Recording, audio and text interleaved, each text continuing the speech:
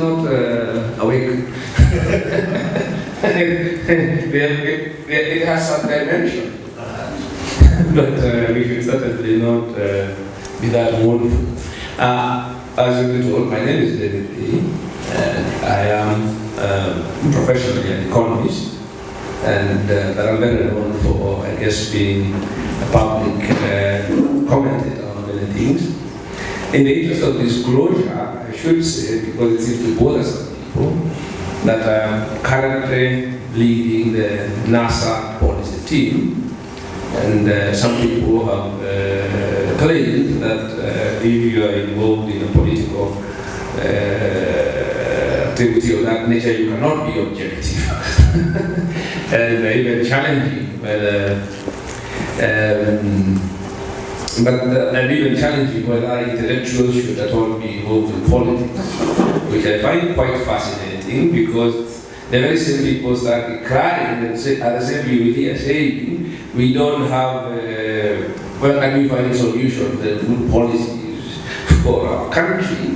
And while those of us who actually have ideas about what we should do, when we actually decide to get involved, we are told that no, you should not be involved in politics because you're not going to be objective.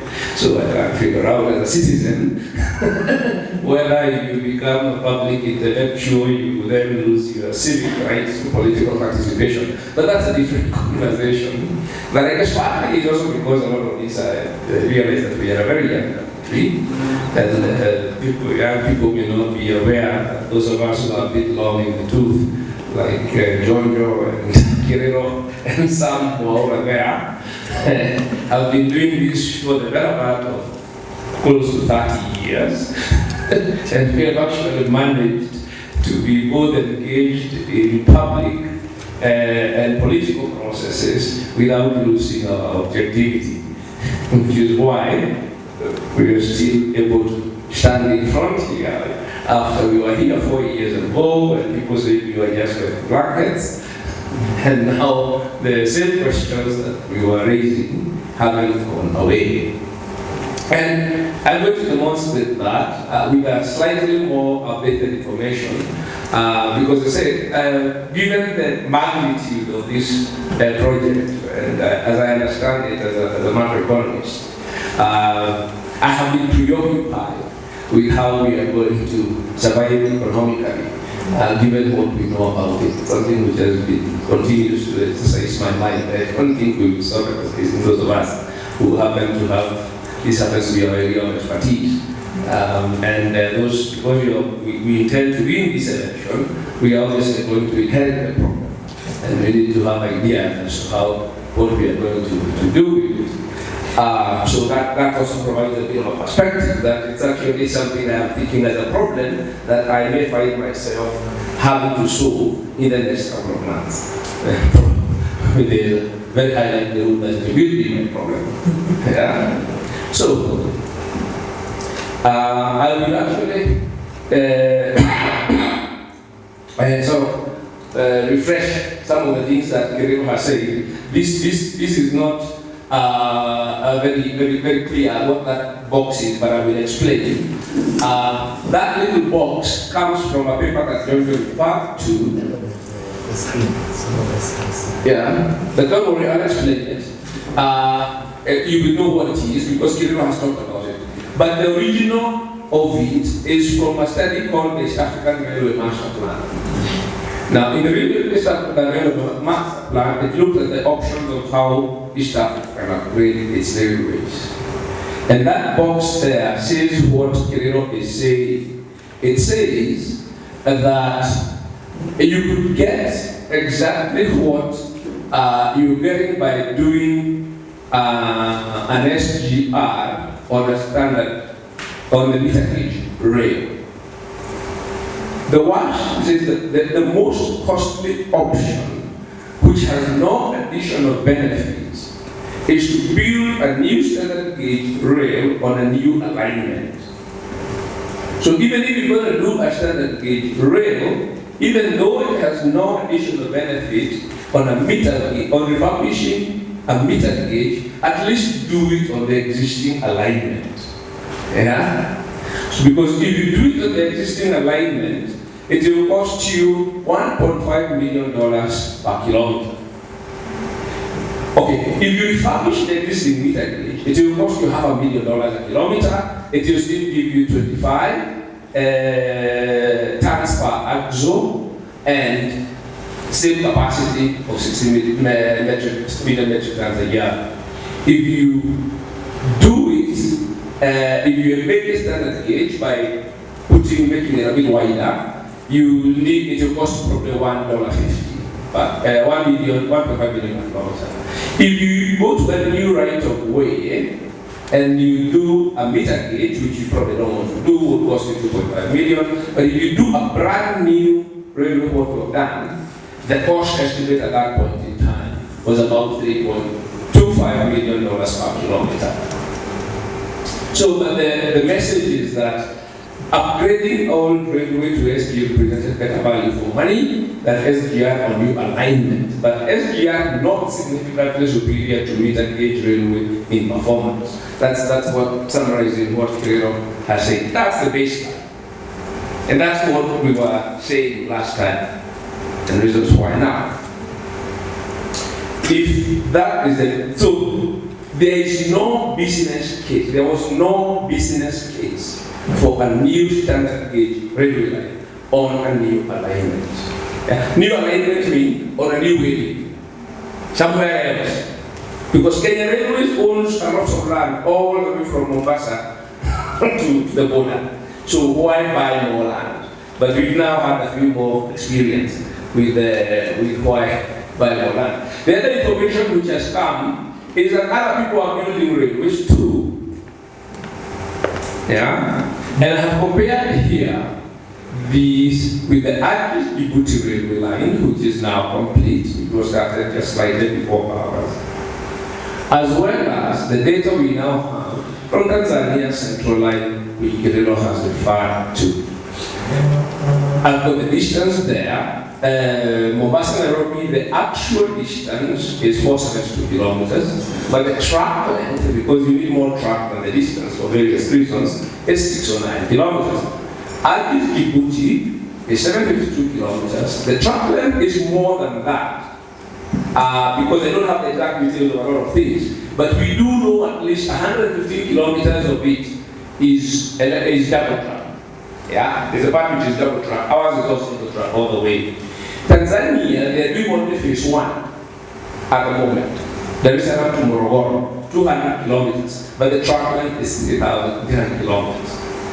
Ours is single track. As I said, Addis is 2 track for 150 kilometers. That is single track. Ours is not electrified, Addis is electrified, and the Central Line is electrified. Our speed is freight and passengers, 80 kilometers, and 120 for passengers. Addis is 120 for freight, 160 for passengers, and Tanzania is also 120, 160. Reason is electric, the trains are faster. Load capacity, 4,000 metric tons, that means total train, but that means the payload is 3,000. Addis Djibouti, 3,000 metric tons, but that's because electric trains carry less, weigh less, move faster. But then, in terms of carrying the capacity, obviously they do more trips. And especially if you have dual track, you're sort of running around a lot more. So cost, those are the costs. Ours 3.8 billion, what we know sort of pared down. Addis 4 billion, Tanzania just signed for 1.2 billion. So you're able to do unit cost. The unit cost per the distance between point to point, ours works out to $8 million per kilometer. Addis works to 5.3, Tanzania works to 5.9. If you count it as kilometers per track, ours works to $6 million per kilometer of track, 4.6 million and 4.1 million. So if you look at Tanzania and Addis, they are close. And the reason why Tanzania is slightly higher is because Morogoro to Morogoro they are also building it as a commuter train. And they're building the train, sort of long distance train, but they are also building, because it's a sort of like Mombasa, is their main urban, you know, from that, goes to Tanzania, you know, if you're moving from Ndii to Morogoro, that's really like moving from Mombasa to Voi, sort of thing. So they want that to grow that way. So they are putting a lot of commuter stations. Yeah, so they're thinking about also sort of their local development, not just in terms of traffic, sort of transit traffic. So they're putting in local development as well. So that means we are doing a lot more stations, a lot more local infrastructure for commuter. It will be slightly more expensive. Tanzania, had actually gotten, was in the process of signing with the Chinese. The previous government was negotiating with the Chinese as we did. When Magufuli came into office, he looked at the thing, felt it was too expensive, went shopping, and has now got a deal with the consortium from Turkey and Spain. It's not being built by the Chinese. Ethiopia did the same thing. Half of it was built by the Chinese, and the other half was built by the same Turkish company. Yeah, so once you inject competition, there is no reason that because you are building sort of only the Chinese, and you have a sort of monopoly, you want to go shopping, even if you are sort of. And so you can see what sort of we can compare with people who are in a position to. So in terms of, we didn't need it, but even as we've done it, we haven't gotten value for money, you know, compared to our neighbors. You can also see Tanzania is being quite prudent. They're doing it in stages. Yeah, in fact, they're funding half of it. Yeah, so 1 billion at a time. Then you do the next, and you make it a commuter rail as well, so that it stimulates your local development. And then, you know, you move the next stage. Of course, Tanzania is anticipating, is in the process of developing its gas fields. So by doing that, Tanzania is synchronizing its capital investment with its how well it spent in terms of its income, so it doesn't burden itself unduly in terms of debt. Now, if you listen to the government, they say that this train has a design capacity of 22 million metric tons. That's what the figure you will hear they're talking about. And at the time they were talking about 22 million metric tons at the beginning, that was the amount of throughput from the port of Mombasa. It's gone up to about 28 million tons, but let's not forget that a huge part of that has been the material for the SGR itself. So once you stop building the SGR, your cargo will not continue growing at the same pace, because you can imagine railway stuff is quite heavy. So it's also driving the growth itself. Now, but if you take the capacity of the rolling stock which they have bought, how many trains and wagons, the actual operational capacity as opposed to the design capacity of the railway is closer to 9 million metric tons. Yeah. Now, in a government report, which is, there's a bit of fighting going on, actually a lot, now internally between different government agencies as they come across reality. So one agency, a government research policy, a research institute called DIPRA, says in order to meet the targeted of 22 million tons, the operational capacity will need to be increased by a factor of 3 between the now and 2022, because the government wants to demonstrate politically that you can do 22 million metric tons. But in reality, you haven't bought the rolling stock for 22 metric tons. But at any rate, if you bought that much rolling stock, you couldn't actually move it. Yeah, because you'd have to increase your locomotives, the locos from 50 to about 130, and have increased your wagons from 1,600 to almost 5,000 wagons. But if you do that, you probably have to run 24 trains a day, which is what Kiro was saying. But now these are sort of figures. You have to have a cargo train leaving Mombasa every hour. And another one comes, and of course they have to be coming back at the same time. Yeah, and they are not stopping for signaling and all these things. And you're saying you want to have passenger services in there at the same time on a single track railway line. Now, if you look at this thing that it cannot achieve 22 million tons of cargo per year. This operation capacity is 30% of the current port throughput of 28 million tons, which I've said is partly given by the SGR itself. They project, and this is a government study, that the port throughput will increase by 2 million tons in 5 years, which means then if the operational capacity remains the same, it will fall to 27% of capacity. And that's typically what, if you look at other markets, and that is what usually the rail share of port cargo. The rail share of port cargo is usually in the order of 20 to 30%. In fact, in the EU, it's about 17 or 18%. The EU has been trying to push it up. And there are task force policy, there are lots of initiatives. You can actually, if you do a bit of research, you'll find how do we get more cargo on the train. It's more efficient, supposedly, it's cheaper, it's more environmentally, because we want to get traffic on the road. They are unable to. There's a reason for it, very simple one. A road cargo is point to point. When you load your container and you are in Muranga, the truck brings it to Muranga. If you load it on the train, it drops it in Nairobi or somewhere along the railway line, and a truck has to pick it and take it to Muranga. So the logistics cost of the storage, the handling, at the ICD, all that sort of stuff is very inefficient.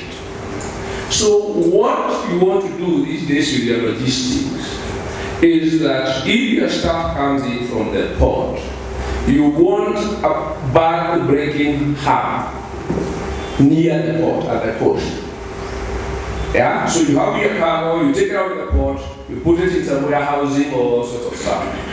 Then you break bulk and little trucks now take it point to point.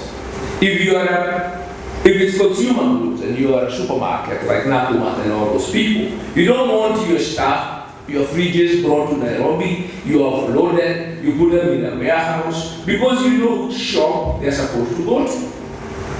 So you won't have that bag broken in Mombasa, and then your distributors take that inventory to the stores. Yeah, that is what efficient logistics does. So as logistics is getting more efficient, and not just logistics, everything in the world is going distributed. Yeah.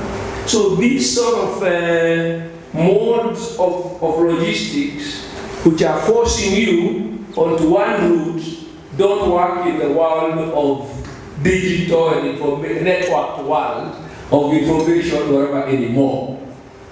Yeah, because you have this now, we are a network world. You know, things are moving in multiple directions. Even airports have had this problem. Because you used to have the hub airports, and then you have to do a lot of transfers. Nowadays, if you go to advanced markets, people want to get into smaller planes and go point to point. So the big hub airports, that's not losing out. So nowadays in London, people don't want to go to Heathrow or even Gatwick. They want to go to Stansted and London Airport, and you catch your little flight to a small airport in Manchester or Birmingham or wherever. This what do you call it, the budget airlines. So it's not. This centralization is where the world is moving from, not where the world is going.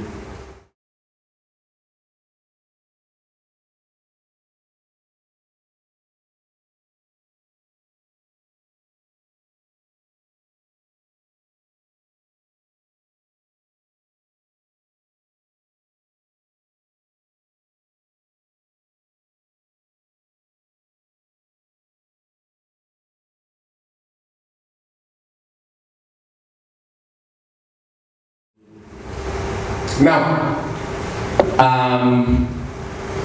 there's something very important I wanted to to say, where are we? Oh, sorry. Okay. This should have come before. Now, this operational capacity has very, very major implications on what we are doing. If you look at that car, the 28 million tons, about 8 million tons is transit cargo.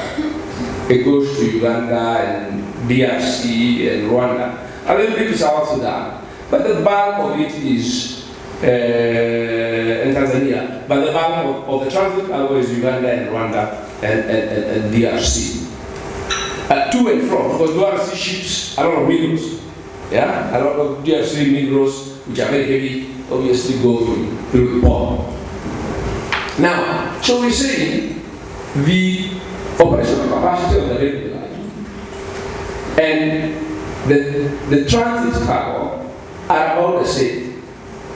So, if you do get the airport, the line to the border, yeah, let's say whether you can build it or theirs or not is an issue. But if it doesn't go to, if you do get it to the border, then it makes sense. The only sense it makes as a business is to carry only the transit cargo.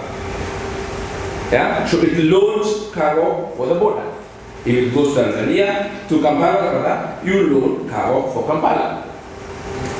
If you are loading cargo for Kampala only, because that cargo is equivalent to the operational capacity that you have, then it will not carry local cargo. It starts in region, it will not take trucks off the road. Yeah, it's actually a Uganda rail, just like the old British one. Yeah, it's not a Kenya railway, because it doesn't make sense to build a railway going to Uganda, but you feed your trains, your entire capacity for cargo coming out in Nairobi, and the trains go back to Mombasa. Because you're not utilizing the capacity. So on a revenue basis, you want to load the train which goes to the farthest distance. So you will have to then increase operation. You obviously can increase the operational capacity maybe up to maybe 15, and that's a stretch. You can increase it to 15. By the time you're doing that, even the transit cargo will be approaching 15 million metric tons. So, if we build this railway to the border, we are actually building a railway for Uganda. But we pay for it. Because it cannot pay commercially to come to that, we pay for it.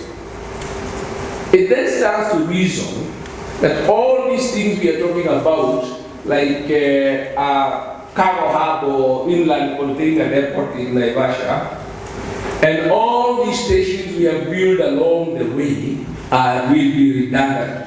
If you're thinking commercially, they are redundant. What you want is trains running straight, cargo trains, just passing by, just see them and wait. Yeah, cargo trains going through to Uganda, they have no business stopping. Because once they start stopping, they are undermining the operational capacity and therefore revenue. Yeah? Now, that then gives us the basis to ask then about its financial viability. The numbers I've seen from the government are saying that they can do, if it's doing full operational capacity, they can do 50 billion shillings from next year.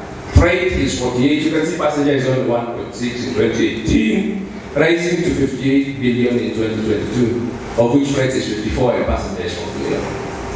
Now, as of now, the loans we actually know on record, because our disclosure on debt isn't great, and as well as what the debt service costs are are $3.2 billion.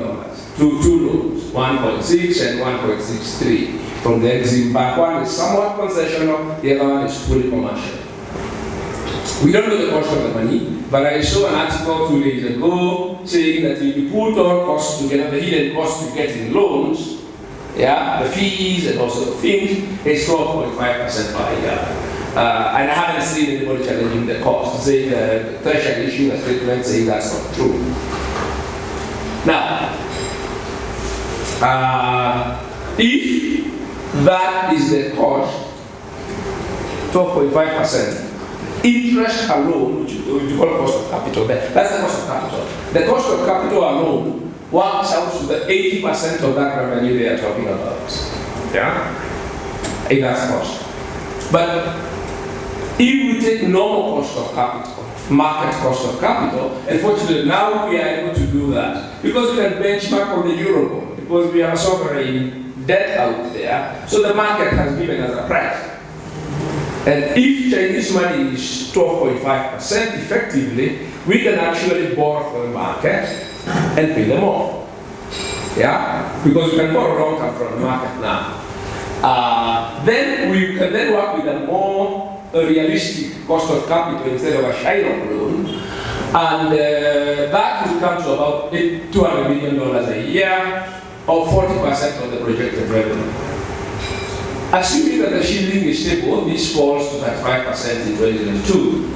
However, if the shilling depreciates, because your revenues are in shillings, but your repayments are in dollars, if the shilling depreciates at the trend rate of 5%, as it does regularly because our inflation is higher than the inflation of our trading partners, the cost rises to 45% of revenues. But the original revenue projections are actually quite optimistic. Somebody's pushing up the envelope, as people do when they have, even in business, you have done a project which is not very good, and when you're taking papers to the board, you try and push the numbers up as much as you can. Now, if you actually take the tariff we have used in this study, which is 5 shillings per ton, it's sort of a global tariff, but it's actually what SGR charges at the moment. 5 shillings per kilometer per ton. If you go out SGR, that's what you get. The maximum freight revenue for the stated operation capacity is only 2 billion. Yeah? And at this figure, the cost of capital is 67% of revenue. I'll just leave you to ask yourself, if you have one project, you have the cost of capital, and it's not the only capital cost you have, take 65-70% of your revenue, whether you can actually run that business. Yeah? You cannot. Even if I have seen numbers of that they're going to charge 7 cents per ton, which is 7 shillings per ton. The cost of the trucks is about 9 to 10 cents per ton. And it varies a lot with fuel. So now, because it used to be a bit higher, but price of petrol has gone down. Yeah? Price of cost of oil has gone from $100 a barrel to $44 something a barrel. So that has come down quite a lot as well. So it's closed the gap. So even if you talk about 7 shillings per ton per kilometer, it still gets you a revenue, maximum revenue of 35 billion shillings. Yeah, so it's not making a difference. But I recall, as of now, even this revenue, you can run sort of trains for Nairobi, but you've already borrowed. You're still building. So your capital cost is rising because your revenue is only coming from the Nairobi segment, but you've already borrowed for the Naivasha and all one. So by the time you are completing the railway, your debt is $10 billion, but you are only using a fraction of the railway line. So the railway line will never pay its way. Even now, this debt is being paid by the Treasury because we've been paying interest since we borrowed. It's being paid by Treasury, and in a year or two, the principal will kick in because the grace period of the first loans will expire. Yeah, the principal will kick in. And that will bump up the repayments. Right now, the repayments should be the order of 200 million. Once the principal kicks in, it will double to about $400 million a year. That's about 1/3 of our revenue. Yeah, our tax revenue. And remember, once you complete it, any business sense as a railway line, it's taking cargo to Uganda. But Kenyans are paying for all the load for most of the distance. So you can then call the railway Kenya's gift to the people of Uganda. Because we are covering the capital cost, and they get the benefits, because if you raise tariffs to the point where they pay the capital cost, they move all their cargo to the central line in Tanzania. Yeah? Or they go back to the road. Yeah? Because we complain the past that they are using our roads. We keep maintaining the roads. But the cargo is the trucks which mess it up are Ugandan trucks. So the railway doesn't change that. Yeah? It's even worse because we have built it very expensively. Instead of remaining with the one we were gifted by the British, which actually almost bankrupted until at the time. So instead of, although the truth is, the line we use is not the original line by the British. This line has been refurbished many times, including after independence. The original line, the original Lunatic line, actually ran outside the Norfolk. Yeah, it was right outside the Norfolk there. That's why the Norfolk was built there, by the railway line. So this is actually a 1960s line, most of it. And it's been sort of rebuilt, and it's been refurbished recently. So part of that narrative that this is a 1901 line is not true. I mean, you cannot probably have 1901 infrastructure operating at today's capacity. So that's what we have.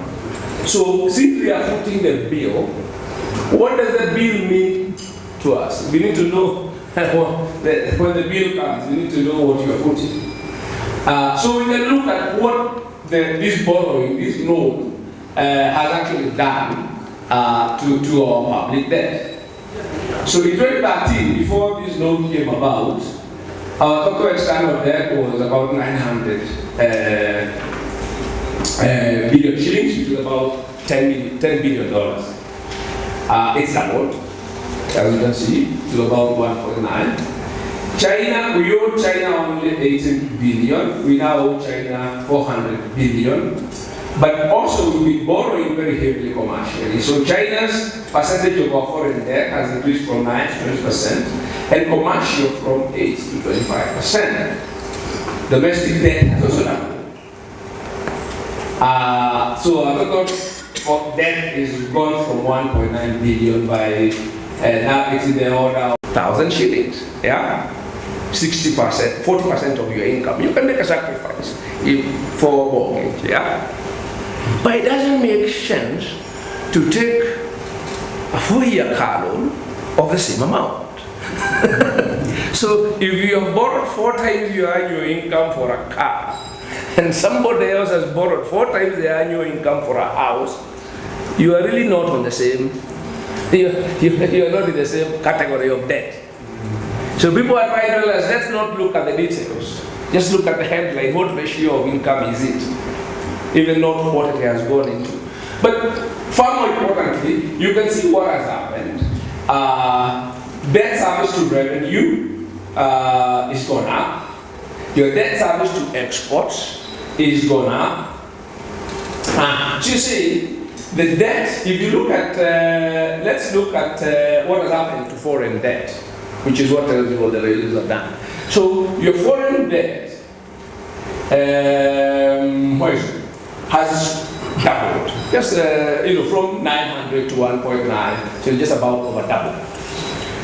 But your external debt service has gone from 34 to 108. It has tripled. So your debt has doubled, but your debt service has tripled. So if you keep taking more debt, if your debt service is rising faster than your debt, I don't need to go into the details of where you're headed. Yeah, I don't need to go into the details of where you're headed.